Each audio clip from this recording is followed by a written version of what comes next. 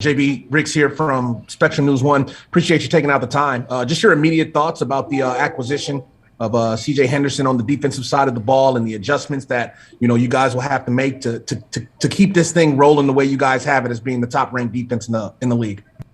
Yeah, I'm excited for him to get here. I'm excited to meet him, start working with him. But yeah, it's a weekly process. We start over each week. This is a new week, so just building it back up. All right, let's go to Will Palacic. I know that you're not necessarily wanting to give up trade secrets, Jeremy, but I guess how will you guys adjust without having Juston here at least the next week or two? Yeah, we've got depth in the safety room. We've got guys who can play, so they just got to come up, and we trust that they'll come in and make plays and play all out with the opportunities that they get. And I asked this too of Jermaine, just you guys have set a pretty lofty standard through the first 3 weeks.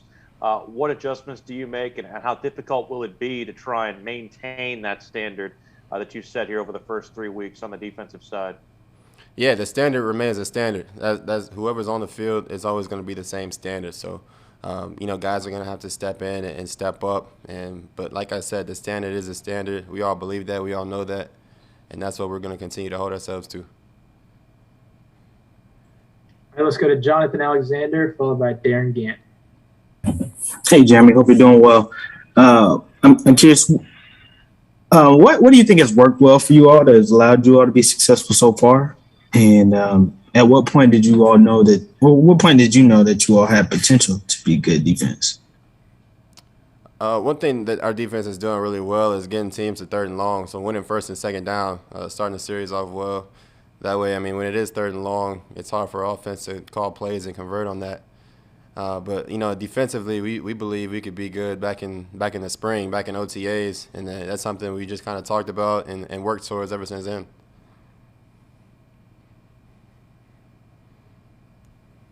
Jeremy, how complicated is the communication part of your job when it's a different cast? Miles in there, and then he's gone. Jaycee gone. Now Juston's out. How difficult is that part of your job? It's not any more difficult at all. We've all been on the field at the same time. We're all in the same meetings. We all get the same coaching. So whoever's in, they're expected to know the terminology and knows what's expected of them on the field. So, my calls are going to be the same. I'm still going to communicate the same way. I still got to get the call across and make sure that they get it from me. Is there an element with you, because you're still, another 3 games into playing safety again, not having Juston there next to you? Does that take away a little bit of the security for you? Not necessarily. I wouldn't say necessarily. Like I said, I trust the guys who we have in the room. I take it upon myself to know where I'm supposed to be, what I'm supposed to be doing. So not necessarily security, but Juston is definitely an asset that we have on our defense. All right, let's go to Joe Person, followed by David Newton. Jeremy, I know it's only been 3 games, but how would you assess the move to safety? I feel it's been pretty well. I'm still able to move around the defense and play certain different positions and things like that. So, but as a whole, we've been winning football games, so I can't really complain about that.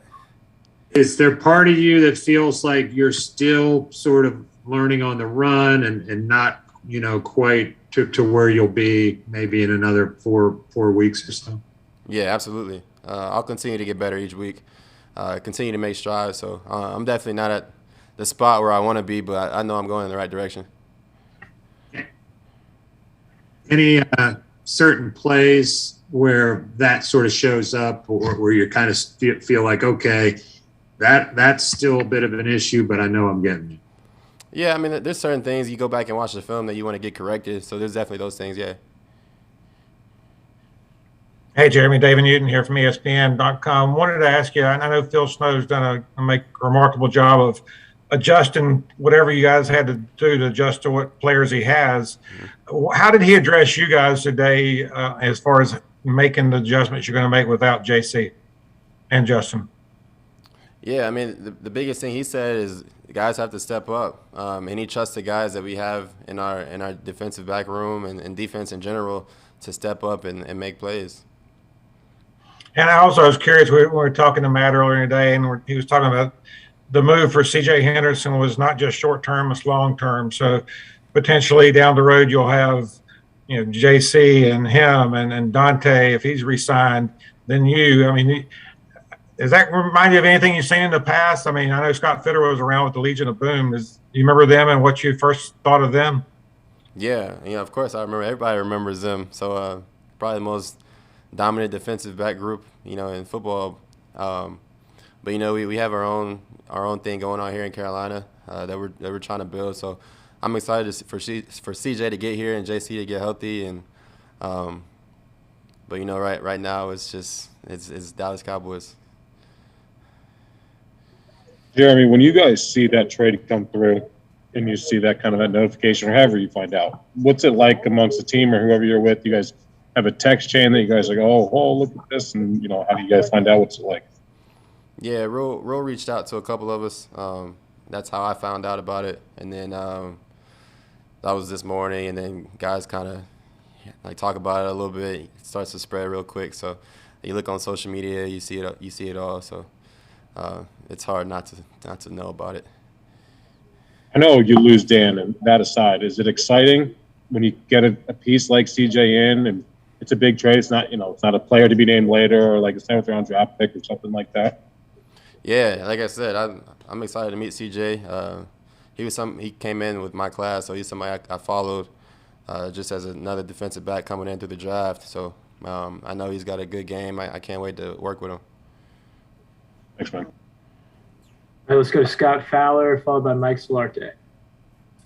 Jeremy, speaking of the Cowboys, most people have an opinion on them, love them or hate them. I wondered growing up which one of those you were, and also will you watch the game live tonight? Yeah, I'll definitely be watching the game tonight. We play the Eagles the week after we play Dallas, so we kind of get 2 for 1 there. But growing up, I wasn't really a Cowboys hater or a lover. I was a big Colts fan, so they didn't really affect what I had going on in Indy. Yeah. Thanks. Yeah, kind of following up on that, Jeremy, Mike Solarte, Spectrum News 1.